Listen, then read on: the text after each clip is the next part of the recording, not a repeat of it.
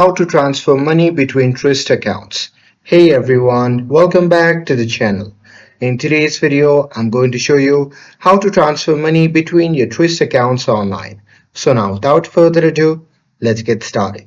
So first thing first, open any web browser and now here, once inside you can just click on the search bar and simply search for Truist Bank. And now here on the search result, you just have to click on the first link and after that you'll be prompted to the official website of the Truist Bank.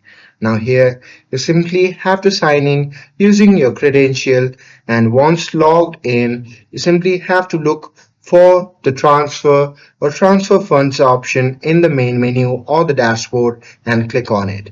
And after that, on the next page, you have to choose the account you want to transfer money from and the account you want to transfer to and enter the amount you want to move. And after that, you simply have to double check the details to make sure everything is correct. And after that, you can just click confirm or submit to complete the transfer. And once you do that, you will see a confirmation message once your transfer is successful. And that's it. That's how you can transfer money between your Truist accounts online. With this, if you found this video helpful, then don't forget to like, share and subscribe to get updated for more videos. Thanks for watching and I'll see you in the next video.